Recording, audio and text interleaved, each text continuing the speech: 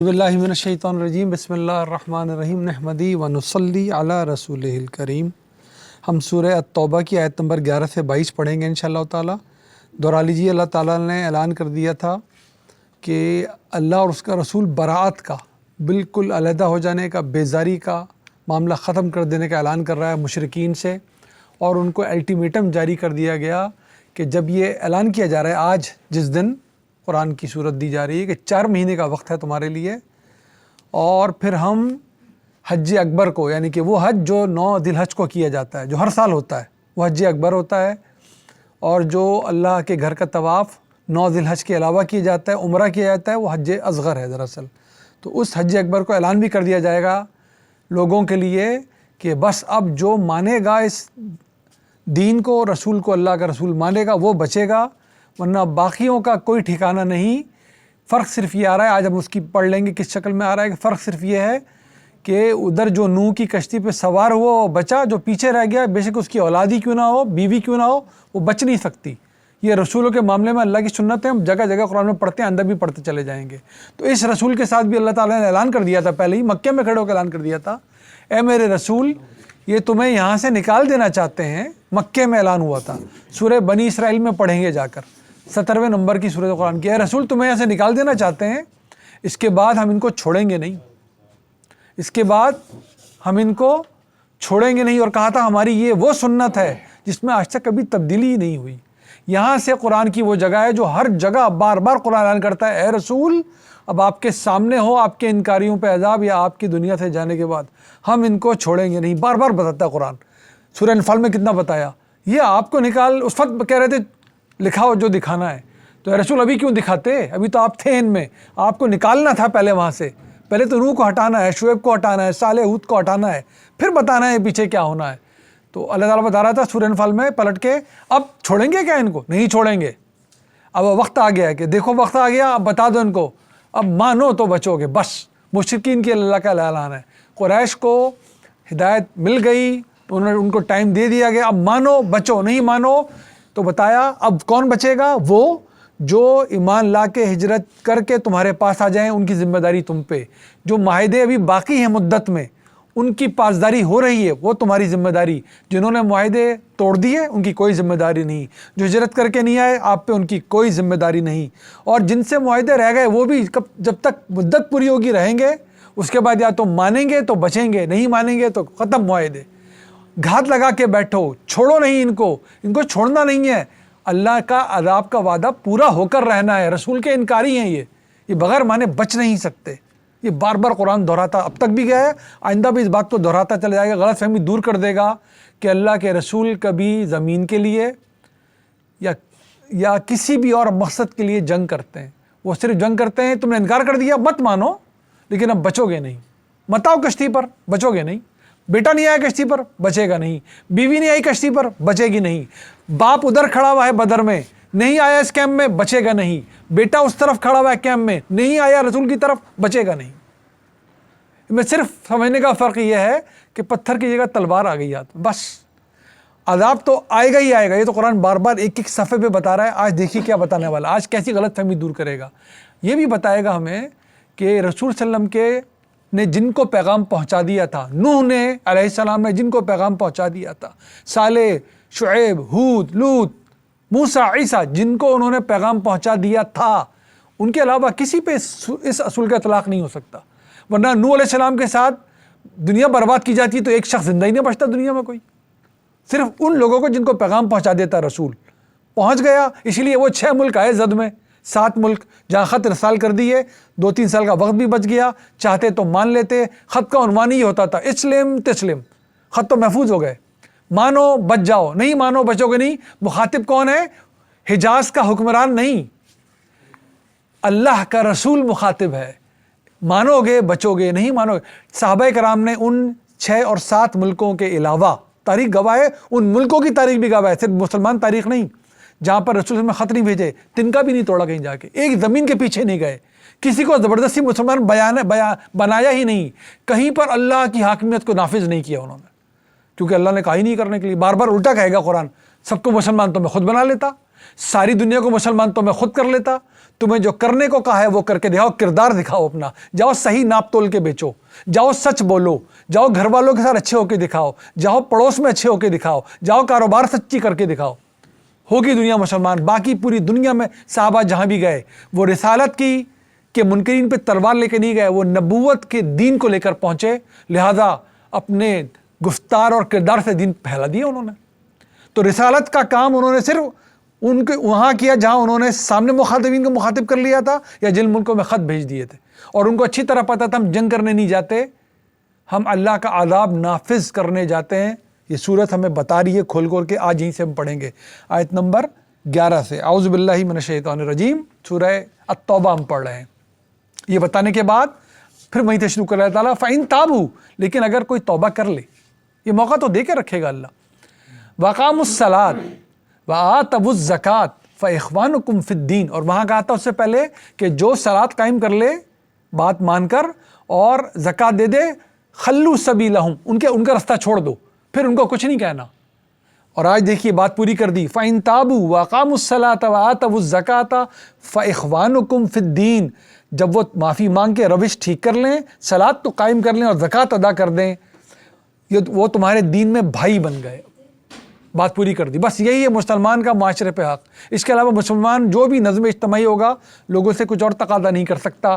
وَنُفَصِّلُ الْآيَاتِ لِقَوْمٍ يَعْلَمُونَ، اور دیکھو ہم کس طرح، نون آ رہا ہے، ہم کس طرح اپنی آیات کو بیان کرتے ہیں ان لوگوں کے لیے جو یہ علم جانتے ہیں، رکھتے ہیں، کہ دیکھو ہماری آیت ہمیشہ سے یہی مانگا ہے۔ تورات سے پڑھ لیں آپ، تورات اس لیے کہہ رہے ہیں کہ پہلے سے ہی اسے بھی اللہ نے یہی مانگا ہے، تمہیں مال میں سے اتنا حق تو دینا پڑے گا، یہ تم اللہ کو دے رہے ہو، لیکن اللہ کو کیا ضرورت پڑی کسی کے مال کی، لوگوں کو دیتے ہو، دیتے اللہ کے حکم پہ ہو، یہ مان کر کہ یہ مال میرا کسب نہیں ہے، میرے علم اور میری محنت کا ثمر نہیں، اللہ کی دین ہے۔ جو زکوٰۃ دیتا ہے وہ کہے نہ کہے اقرار کر لیتا ہے، اور جو زکوٰۃ نہیں دیتا وہ کہے کچھ بھی، وہ کہہ رہا ہوتا ہے نہیں یہ مال میرا ہے، میں نے کسی کو نہیں دینا۔ تو یہ زبانیں حال سے انکار کر لیتا ہے، وہ بعض اوقات زبانیں قال سے کہہ کر انکار کرتے ہیں، بعض اوقات عمل سے انکار کر لیتے ہیں۔ تو لہٰذا یہ دو کم از کم ہے، انفرادی طور پہ مسلمان ہونا، اللہ اور بندے کے درمیان رشتہ صلاۃ، اور معاشرے کی سطح پر منیمم ہمارا جو رشتہ ہے دین سے اجتماعی وہ زکوٰۃ ادا کر کے، لہٰذا یہ کر لے جو وہ تمہارا دینی بھائی ہے۔ اللہ تعالیٰ کہہ رہے ہیں ہم نے کس طرح تفصیل بیان کی ہے، دیکھ لو، وَنُفَصِّلُ الْآيَاتِ لِقَوْمٍ يَعْلَمُونَ، ان لوگوں کے لیے جو علم رکھتے ہیں وہ سمجھ جائیں گے یہ بات۔ وَإِن نَكَثُوا أَيْمَانَهُمْ، لیکن اگر وہ اپنی قسمیں توڑیں، اپنے عہدوں کو پامال کر دیں، مِن بَعْدِ، اس کے بعد جو کچھ ہم بتا چکے، عہدہم، عہد کرنے کے بعد انہوں نے عہد باندھا لیکن اب اس سے پھر رہے ہیں، وَطَعَنُوا فِي دِينِكُمْ، اور تمہارے خیر بری باتیں بھی کرتے ہیں، تانا زنی بھی کرتے ہیں تمہارے دین کے اوپر، فَقَاتِلُوا أَئِمَّةَ الْكُفْرِ، تو پھر ان کفار کے بھی سرداروں کو تم نے چھوڑنا نہیں ہے۔ اس وقت کون سا کفر تھا، اس کے کون سے سردار تھے، سب جانتے ہیں، کفار مکہ۔ بہت سارے سردار مارے بھی گئے، جو باقی بچ گئے وہ بھی انہی میں تھے، باقی بھی قبیلے تھے جو ایمان نہیں لائے تھے، لیکن ان کے سرداروں کی کوئی حیثیت نہیں تھی۔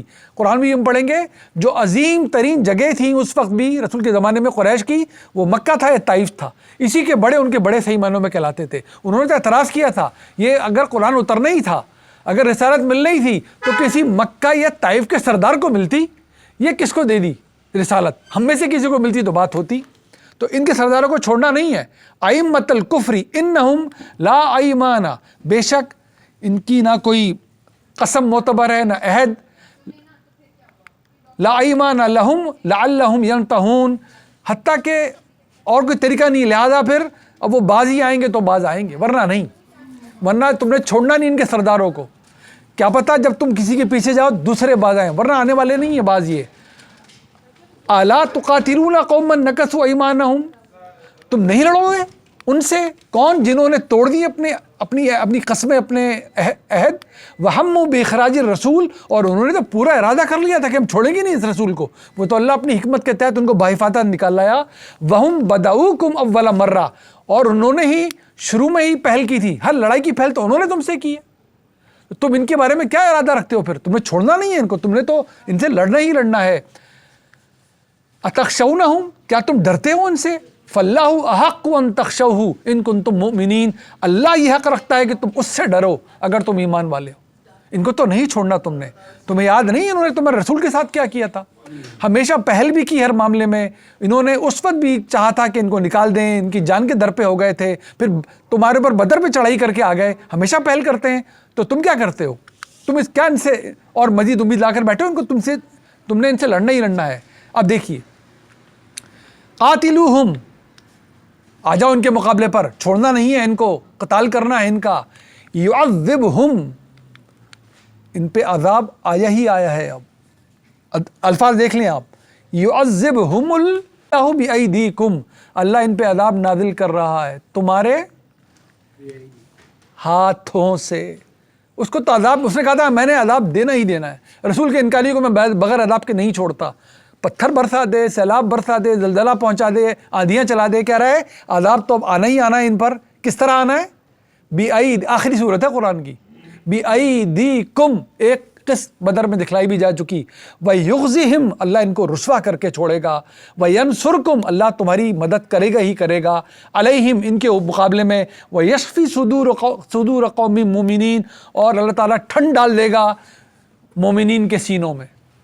بالکل اطمینان آ جائے گا ان کو. کیا کیا جھیل کر نہیں آئے مکے میں, کیا کیا اس کے بعد مدینے میں ان کے ساتھ نہیں ہوتا رہا. احد ہوا, بدر ہوا, احد ہوا, احزاب ہوا, اس کے بعد جانے نے کیا کیا, مل کے یہودیوں سے سازشیں کرتے رہے. وقت آ گیا ہے, وقت آ گیا, بس اب اللہ نے حجت تمام کر دی. وہ وقت آ گیا ہے کہ اب رسول کے انکاریوں پہ عذاب نازل. پہلے بھی اللہ دکھا رہا ہے, اب تو اعلان کر دیا. بس اب جو اس کشتی پہ سوار ہوا بچے گا وہ, جو رسول کے کیمپ میں آ گیا بچے گا وہ, کیونکہ عذاب اب برسے ہی برسے. برسے کا کس طرح بس بتا دیا اس نے ہمیں, ہماری غلط فہمی دور کر دی. وہ برسا یعنی کس بنیاد پر کہتے ہیں قرآن صفحے صفحے پہ کہہ رہا ہے اللہ تعالیٰ اعلان کر کے کھڑا ہوا ہے نہیں چھوڑوں گا. تو آخر رسول کے انکاریوں کو چھوڑ دے گا اللہ تعالیٰ, کہ اے رسول تمہارے انکاریوں کو نہیں چھوڑوں گا. ہم جانے کیا کہتے رہتے ہیں, چھوڑ دیا نہیں آیا. وہ تو کیا اعلان کر رہا ہے, سورہ انفال میں بتا کر آیا ہے. یہ تو مدینی میں آگے کہا تھا, اے رسول یاد ہے نا, کہا تھا نہیں چھوڑیں گے. مکے میں کہا تھا رسول یاد رکھو تمہیں نکالنا چاہتے ہیں, ہم ان کو نہیں چھوڑیں گے. ہم نے کسی رسول کے انکاری کو نہیں چھوڑا.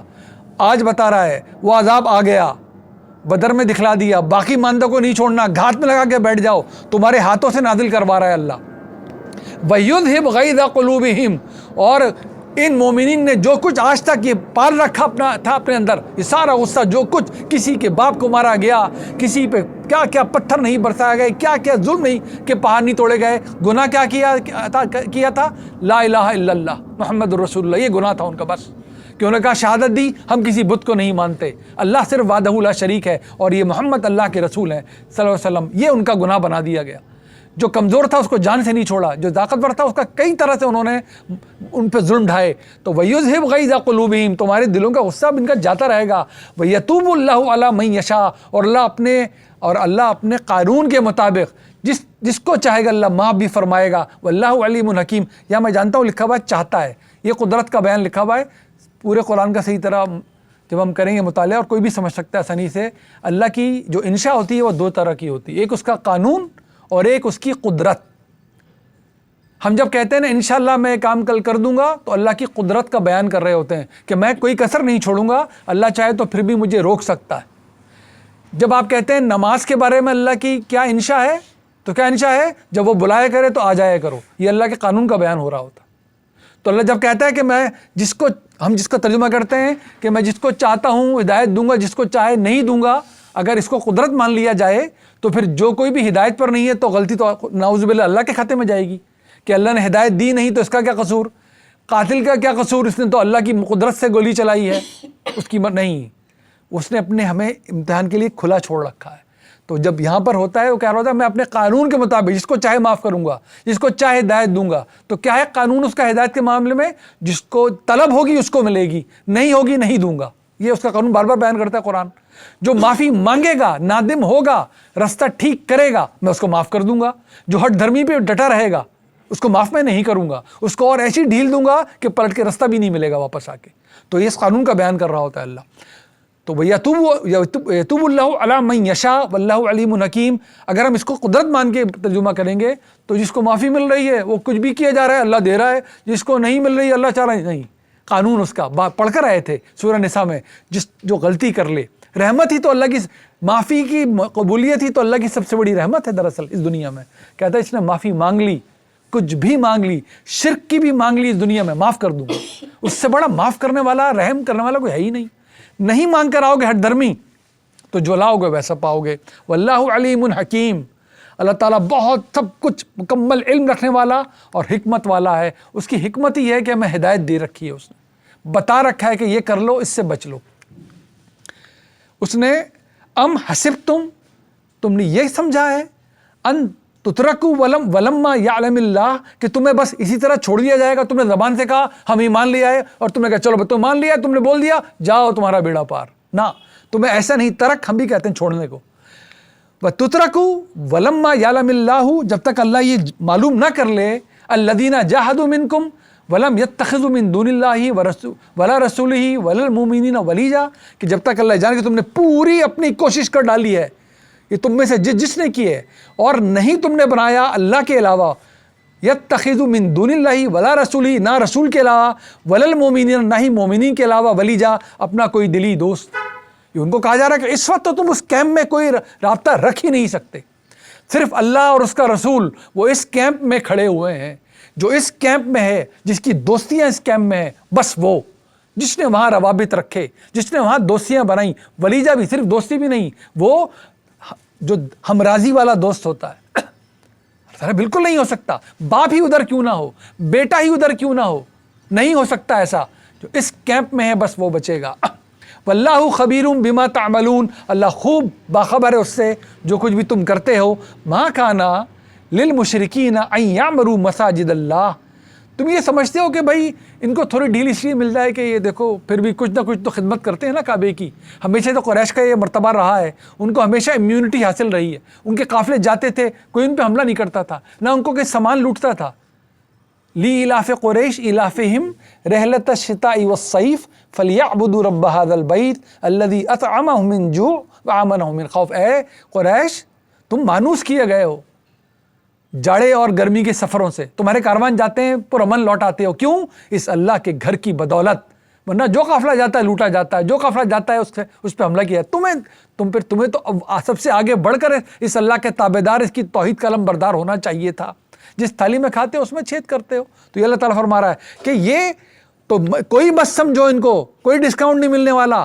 ما کانا للمشرکین، یہ اس لائق ہے یہ انکار کرنے والے کفار، ان یعمروا مساجد اللہ، کہ یہ اس بنیاد پر کہ اللہ کے گھر کے آس پاس یہ بسے ہوئے ہیں، شاہدین علی انفسہم بالکفر، جبکہ شہادت کیا دے رکھی ہے انہوں نے؟ مکمل کفر پہ قائم ہے، بیچ میں اللہ کا گھر بنا رکھا ہے، اللہ کے گھر میں بھی بت اور دائیں بائیں بت، تو یہ تو کفار ہیں۔ یہ کس بات پر اس بات کو ایک شہادت دیتے ہیں کہ ہم کچھ اللہ کی خاطر کر رہے ہیں؟ اولئک، کیسے ہیں یہ لوگ؟ حبطت اعمالہم، یہ تو وہ لوگ ہیں جن کے سارے اعمال جو اچھائیاں کرتے بھی ہیں وہ غارت ہیں، کچھ نہیں ہے ان کے پلے۔ وفی النار ہم خالدون، اور آگ میں ہمیشہ کے لیے جا پڑنے والے ہیں، کوئی ڈسکاؤنٹ نہیں دینا ہے ان کو، نہ اللہ کوئی ڈسکاؤنٹ دینے کو تیار ہے۔ انما کا ہم بار پڑھتے ہیں صرف اور صرف، انما یعمر مساجد اللہ من آمن باللہ والیوم الآخر، در حقیقت صرف اور صرف اللہ کی مساجد کو آباد کرنے کا، آباد رکھنے کا حق کن کا ہے؟ جو اللہ پر ایمان لائیں، روز آخرت پر ایمان لائیں، آمن باللہ والیوم الآخر واقام الصلاۃ، نماز کو قائم کریں، وآت الزکوٰۃ، زکوٰۃ کی ادائیگی کریں، ولم یخشا الا اللہ، اور اللہ کے علاوہ کسی سے ڈرنا ہو ان کو، فعسیٰ اولئک ان یکونوا من المہتدین، اور پوری امید اب یہی ہے کہ یہی وہ لوگ ہیں جو ہدایت یافتہ ہوں گے۔ دیکھیں کیسا، یہاں پر ایک بات اور نوٹ کر لیجئے، ہر جگہ قرآن ساری باتیں نہیں بتا رہا ہوتا، کئی جگہ بتا چکا ہوتا ہے، بعض اوقات اس کا بھی خلاصہ کر دیتا ہے۔ یہاں پر یہ ذکر نہیں آیا ایمان کے اندر کہ اللہ کے رسولوں پہ ایمان لیا ہو اور کتابوں پہ ایمان لیا ہو، نہیں آیا نا، پھر بھی بات پوری کر دی۔ کیا کہا ایمان میں سے؟ اللہ پہ ایمان لیا اور آخرت پر، تو 5 میں سے 2 ہی باتیں بتائیں۔ دراصل یہ 2 سرے ہیں نا پورے ایمان کے، ہم توحید پر ہیں، آخرت پر ایمان ہے۔ یہ آخرت کا سارا کانسیپٹ اللہ نے دیا کس طرح ہے؟ اپنے رسولوں کے ذریعے، وہ کتابیں چھوڑ کے جاتے ہیں، وہی والی، وہی ان کو فرشتوں سے ملتی ہے، وہ گندھا ہوا ہے آپس میں۔ دراصل یہ الگ الگ کبھی ہو ہی نہیں سکتے، تو کبھی بیان 5 کر دیے جاتے ہیں قرآن میں، کبھی عام طور پہ جب 5 بیان نہیں کر رہا ہوتا تو اللہ صرف اللہ اور آخرت کہہ دیتا ہے، تو سمجھنے والے پوری بات سمجھ ہی رہے ہوتے ہیں۔ آخرت پر تو آپ کا ایمان کیسے آئے گا اگر رسولوں نے ہمیں بتایا نہ ہوتا کہ آخرت بھی کوئی چیز ہے؟ انسان کی عقل تو زندگی کے خاتمے پہ رک جاتی ہے، بس آئنسٹائن ہی کیوں نہ ہو، ارسطو فرستو کیوں نہ ہو، ساری عقل کہاں تک ہے کہ موت آئی بس ختم ہو گیا، آج تک دادا حضور، دادا ابا کے دار حضور واپس تو کبھی آئے ہی نہیں، یہی مطالبے کرتے تھے وہ. رسول آ کے بات ہی ایک کرتا ہے, موت تمہارا خاتمہ نہیں ہے. ہر رسول ایک منادی کر دیتا ہے, موت تمہارا خاتمہ نہیں ہے, لہذا یہ نہیں کرو کھاؤں گا پیوں گا جو دل چاہے کروں گا, بس مرنا تو ہے, سب کچھ کر کے مر جاؤں گا. وہ کہتا ہے نہیں, تمہیں دوبارہ کھڑا کر دیا جائے گا, ہمیشہ ہمیشہ کے لیے زندہ کر دیے جاؤ گے. پھر کیا ہوگا؟ لوگ سوال اٹھا لیتے ہیں, وہ سوالوں کے جواب دینا شروع کر دیتا ہے, وہ ان کو دلائل دینا شروع کر دیتا ہے. قرآن اتنا موٹا ہو جاتا ہے, ورنہ قرآن میں ایک ہی بات بتانی تھی, سچ اور جھوٹ تھوڑی بتانا تھا رسول نے, وہ انسان کو پہلے ہی پتا تھا.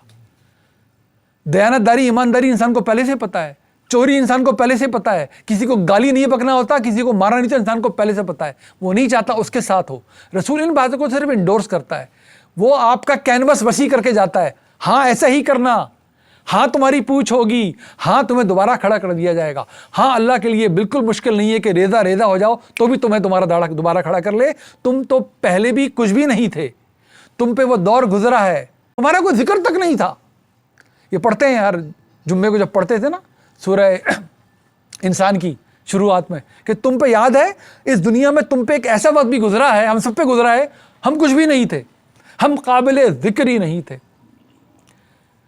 جس دوبارہ اٹھان سے ہمیں بڑی بعض اوقات حیرت ہوتی ہے, وہ اٹھان ہے تو ہم بیٹھے ہوئے, پانی کی بوند, کچھ بھی نہیں, بس اس میں ڈی این اے مٹیریل تھا, کنڈیوسو انوائرمنٹ تھا. دیکھیں جیتا جاتا بچتا پیدا ہوتا ہے اور ایک زندگی گزارتا ہے.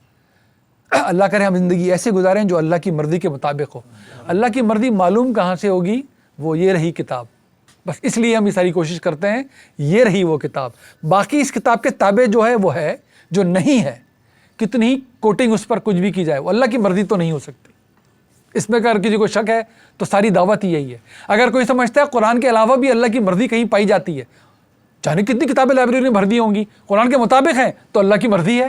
اگر وہ قرآن کے مطابق نہیں ہے تو وہی کے بعد اب جو کچھ بھی اللہ کی طرف سے پتہ چلے گا اس کو قیامت کہتے ہیں. اس سے پہلے جو یہ دعویٰ بھی کر دینا کبھی, میں اس لیے درد مندی سے عرض کرتا ہوں, خود متنبع زندگی گزاریے گا اور اپنی اولاد کو بتا کے جائیے گا. قرآن کے علاوہ اگر کوئی کچھ بھی دعویٰ کرے, تاثر دے کہ مجھے بھی ملتا ہے اللہ سے کچھ, میں پہنچ گیا, تو الٹے بھاگیے گا اس جگہ سے, آپ کا دین جاتا رہے گا. نبوت ختم ہو چکی, وہی کا سلسلہ ختم کیا جا چکا. قرآن کے تابع ہے, ہم سے غلطی ہو رہی ہے قرآن سمجھنے میں, سب کی جوتیاں سیدھی کر کے سیکھ لیں, قرآن کے مطابق ہو جائیں. قرآن کے مطابق نہیں ہے, بس سارے بینچ مارک ختم. ہر نماز 8 گھنٹے کی پڑھی جائے اور 365 روزے رکھے جائیں, قرآن کے مطابق نہیں ہے, دیوار پہ مارنے کے مترادف ہے یہ بات. اللہ کی بات ہی نہیں ہے. کون پہنچا ہوا, کہاں پہنچا ہوا؟ اب جو بھی پہنچے گا قرآن تک پہنچے گا, جو پہنچ رہا ہے سر آنکھوں پہ. اس کے علاوہ جو پہنچے گا وہ جہاں دل چاہے پہنچے, اللہ کی راستہ نہیں ہو سکتا وہ. یہی ہے صراط مستقیم کا پیغام. لہذا جو ایمان لے آئے, کون ہیں اس مساجد کے صحیح اقدار؟ یہ اللہ کے گھر کی بات ہو رہی ہے, یہ کفار نہیں جو چھوٹی موٹی خدمت کر کے کہتے ہیں ہم تو ٹھیکیدار بن گئے. انما یعمر مساجد اللہ من آمن باللہ والیوم الآخر وقام الصلاۃ وآت الزکاۃ ولم یخشى الا اللہ. خشیت اردو میں بھی استعمال ہوتا ہے. ایک لفظ دیکھ لیں, اتنا قرآن پڑھ کر آ گئے جو آپ کو لگ رہا ہو کہ ہمیں سمجھ میں نہیں آ رہا. کیپیسٹی بلڈنگ کیسے ہو رہی ہے, ہونی چاہیے توجہ سے پڑھ کر. انما صرف اور صرف یعمر مساجد اللہ, اللہ کی مسجد کو عمرہ کرنے ہم بھی جاتے ہیں. من آمن باللہ, وہ کون؟ ایمان لائے اللہ پہ, والیوم الآخر, اور آخرت کے دن پر, وقام الصلاۃ, جو انہوں نے صلاۃ کو اپنے قائم کی, وآت الزکاۃ, زکوٰۃ ادا کی, ولم یخشى الا اللہ, اور کوئی خوف ڈر کسی کا نہیں سوائے اللہ کے. فعسیٰ اولئک ان یکونوا من المہتدین, بس امید ساری یہی ہے کہ یہی ہیں ہدایت یافتہ. آجلتم, کیا تم نے یہ سمجھ لیا اپنے تئیں سقایت الحاج, کہ تم حاجیوں کو پانی پلا دیا کرو گے؟ سقایت الحاجی و عمارت المسجد الحرام, اور مسجد حرام کے اطراف میں بس جانے کو, اس کے اندر کوئی خدمت کر دینے کو. کمن آمن باللہ والیوم الآخر, کہ اس کے برابر ہو جائے گا کہ تمہارا ایمان اللہ پر ہو اور روز آخرت پر تمہارا ایمان ہو. وجاہد فی سبیل اللہ, اور تم اللہ کی راستے میں جہاد کرتے ہو. لا یستوون عند اللہ, یہ برابر نہیں ہو سکتے اللہ کی راہ میں, اللہ کے نزدیک. کہ تم کرو تو کفر, کرو تو اللہ کی ہدایت کی ساری روگردانی. صرف کہو ہم تو مسجدوں میں بڑی خدمت کرتے ہیں.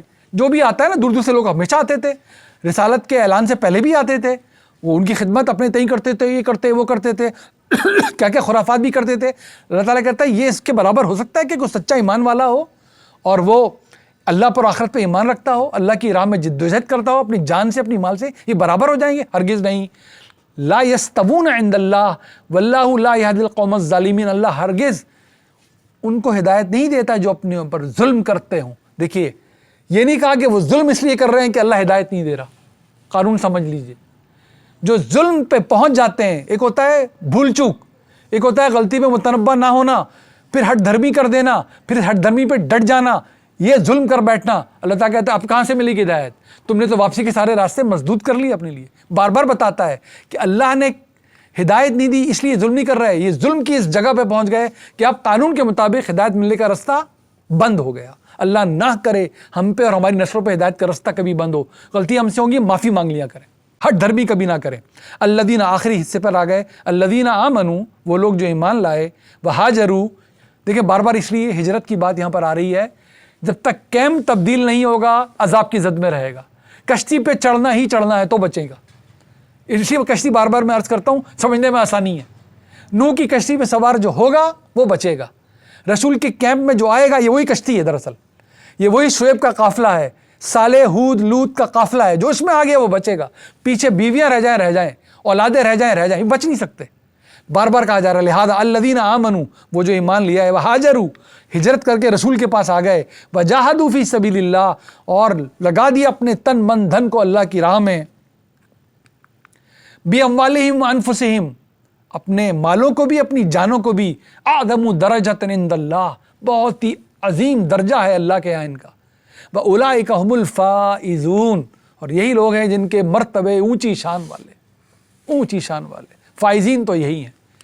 یبشرہم، بشارت دینا ہم بھی کہتے ہیں، ان کو، کن کو؟ ان کو، یبشرہم ربہم برحمت منہ، بتاؤ خوشخبری سنا دو ہمارے رسول ان کے لیے کہ ان کا رب کی رحمت ہی رحمت ہے ان کی طرف سے ان کے لیے، اب رب کی طرف سے، ورضوان و جنات لہم فیہا نعیم مقیم، اور اس بات کی رضامندی اللہ کی طرف سے آ گئی کہ وہ ایسے جنتوں میں رکھے جائیں گے کہ ان کی جو نعمتیں ہوں گی مقیم، بس انہی کے لیے ہو کے رہیں گی، وہ ختم نہیں ہوں گی، نعیم مقیم، جیسے ہم کہاں پر ہماری موجود ہوتی ہے کہ ہم کہاں پائے جاتے ہیں، آپ کا قیام کہاں ہے، وہ نعیم مقیم جنتیں ہوں گی، ہمیشہ کے لیے داخل کر دیے جائیں گے۔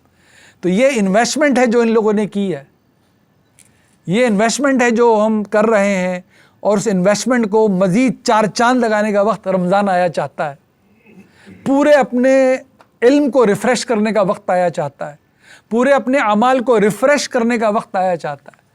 اس رمضان میں ہمارا قرآن سے ایسا رشتہ شروع ہو جائے جو ختم ہی کبھی نہ ہو۔ اللہ کرے ہم اس رمضان میں القرآن کو شروع کر لیں، ختم کرنے کی تو لت لگی ہوئی ہم میں، صفحے پہ صفحہ پلٹ رہا ہے، ختم شروع ہو نہیں پاتا، تو اللہ کرے اس دفعہ شروع ہو جائے، ہمارا ذوق و شوق واقعی بڑھ جائے۔ یہ جو انویسٹمنٹ ہوگی صحیح علم پہ مبنی صحیح عمل، وہ پھر نعیم مقیم ہے، وہ کبھی نہ ختم ہونے والا سلسلہ ہوگا، خالدین فیہا ابدا، یہ لوگ ان جنتوں میں پھر ہمیشہ آباد رہیں گے۔ ان اللہ عندہ، بے شک اللہ ہی تو ہے جس کے پاس اجر عظیم، وہ اجر ہے، وہ بدلہ ہے جو اتنا شاندار ہے کہ بس اس سے اوپر مزید کچھ نہیں ہو سکتا، وہ اتنا ہی اوپر ہے کہ اوپر ہی اوپر ہے۔ وہ جنتیں اس نے وہ لگا رکھی ہیں کہ جب نعمتیں ملیں گی اور دوبارہ وہ نعمتیں ملیں گی تو لوگ کہیں گے یہ ہم نے پہلے بھی تو شاید استعمال کی تھی لیکن آج اس سے بھی بڑھ کر ہے۔ یہ وہ جنتیں ایسی ہوں گی لا یبغون عنہا حولا، اس کے مقیم یہاں سے کبھی باہر نکلنا ہی نہیں چاہیں گے، ورنہ تو اس دنیا میں آپ کہیں بھی چلے جائیں، کتنی ایسی جگہ کچھ دنوں بعد آپ کو لگتا ہے کہ بس یہ بھی اپنی پیک پر پہنچ گئی، تعالیٰ کہ نہیں، لا یبغون عنہا حولا، ان جنتوں میں جانے والے کہیں گے ہم یہاں سے کہیں جانا ہی نہیں چاہتے، وہ ابد آباد رہیں گے ان میں۔ اور اس کا نقشہ اللہ نے یہ نہیں کھینچا، یہ تو ہمارے بتانے کے لیے قرآن میں جگہ جگہ اس کا انٹروڈکشن ہوتا ہے کہ وہاں پر کھانے ایسے ہوں گے، باغ ایسے ہوں گے، وَلَكُمْ فِيهَا مَا تَشْتَهِي أَنفُسُكُمْ وَلَكُمْ فِيهَا مَا تَدَّعُونَ، یہ ہے جنت کا صحیح نقشہ جو اللہ نے قرآن میں بتایا ہے کہ جب تم وہاں چلے جاؤ گے تو ہوگا کیا، اب جانے کون کیا چاہے گا، یہ باغ ہے تمہارے لیے، مجھے وہ باغ اور اچھا وَلَكُمْ فِيهَا، اور جو مانگو گے پیش کر دیا جائے گا۔ اللہ اکبر، صحیح معنوں میں جنت کا تعارف قرآن میں یہ ہے۔ یہ تو شروع میں اس لیے بتاتے ہیں کہ لوگوں کو چاہت ہوتی ہے نا محلوں کی اور کھانوں کی اور رشتوں کی اور وہ چیزیں وہ دنیا میں چاہتا ہے، اللہ تعالیٰ کہہ رہا ہے یہ تو ہے ہی ہے، اس لیے بتاتا ہے کہ یہ تو ہے ہی ہے، یہ تو شروعات ہے وہاں کی، پہنچو تو صحیح، لیکن پہنچو گے کیسے؟ انویسٹمنٹ کر کے۔ وہاں شاپنگ ہے، انویسٹمنٹ یہاں پر ہے، یہ کر لو۔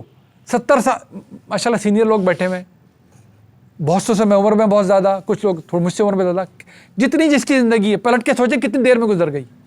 ایسے چٹکی بھی شاید بجانے میں دیر لگتی ہے، چٹکی بھی دیر لگتی ہے، اتنے میں ہم سب کی عمریں گزر گئی اب تک کی۔ اللہ لمبی عمریں دے، برکتوں والی دے، تو ختم تو ہوگی۔ تو انویسٹمنٹ، سب سے اچھی انویسٹمنٹ یہ ہے کہ اللہ سے معافی مانگ لیا کریں، کیونکہ وہ اللہ کی رحمت کی سب سے بڑی شکل ہے معافی۔ کچھ بھی گناہ ہو گئے ہو، معافی۔ بس جس نے جو معافی پہ جمع ہوا ہے نا کہ میں اللہ سے معافی مانگ لیا کروں گا۔ شیطان کو لوگ کہتے ہیں فلاں فلاں جگہ سے مار پڑتی ہے، شیطان کو سب سے بڑی مار پڑتی ہے جب ہم اللہ سے معافی مانگتے ہیں۔ اس دنیا میں اگر اللہ کی عظیم رحمت ہے، اس کی ہدایت، اس ہدایت سے بڑھ کے اس کی رحمت ہے، معافی قبول کر لیتا ہے۔ بار بار سورہ فرقان کے آخری حصے کو ریوائز کر لیا کریں، بہت ڈھارس ہے، بہت ڈھارس ہے۔ اکثر ہمارے امام صاحب اس کو دہراتے بھی رہتے ہیں کہ وہ جو بڑے بڑے گناہ کیے ہیں، پھر دیکھو دوزخ ہے، بہت بری جگہ ہے، لیکن جو معافی مانگ لیں گے، اصلاح احوال کر لیں گے، اللہ صرف ان کو معاف نہیں کرے گا، ان کی برائیوں کو نیکیوں میں بدل دے گا اللہ۔ اللہ اکبر۔ وہ شاندار مہینہ آیا چاہتا ہے، دیکھیں سارے مہینے اللہ کے ہیں۔ قرآن رمضان میں فیصلہ کیا کہ دیا جائے گا۔ 12 مہینے اگر اس کے مزے لوٹنے نا، اس مہینے کے 12 مہینے، تو قرآن سے وابستگی اس کا طریقہ ہے۔ بڑا ذوق و شوق ہے کہ ہمیں وہ رات مل جائے، شاندار رات لیلۃ القدر، اس کے مزے۔ لیلۃ القدر کا ایک ہی فیصلہ سنایا ہے پورے قرآن میں، اللہ نے کہا کہ ہم اس رات بڑے بڑے سارے قدر والے فیصلے کرتے ہیں۔ کچھ نہیں سنایا اس نے کیا کیا، کہ ہم نے اس رات فیصلہ کیا تھا رسول بھیجیں گے، قرآن دیں گے، اور کچھ بتایا ہی نہیں ہمیں، جانے کیا کیا فیصلے کیے ہمیں نہیں بتایا اس نے۔ تو جو بتایا ہے اس کا کیا کرنا ہے؟ اگر آپ اس قرآن سے وابستہ ہو جائیں، ہم بھی ایک ادنا سی کوشش کرتے ہیں۔ 12 مہینے لیلۃ القدر کا فیض ہے، یہ 12 مہینے رمضان کا فیض ہے کہ اس وابستگی کو آگے سے آگے بڑھنے پائے، یہ کم نہ ہونے پائے کسی طرح۔ اللہ قبول کرے، اور ہم گھر پہ بھی جا کے کوشش کیا کریں کہ دہرا لیا کریں، شرح اناؤنس کر دیتے ہیں، پڑھ کر آ جائے کریں، غلطی ہو تو بھائی بلا تکلف تصحیح بھی کر دیا کریں۔ دعا میں یاد رکھیں۔ السلام علیکم ورحمۃ اللہ وبرکاتہ۔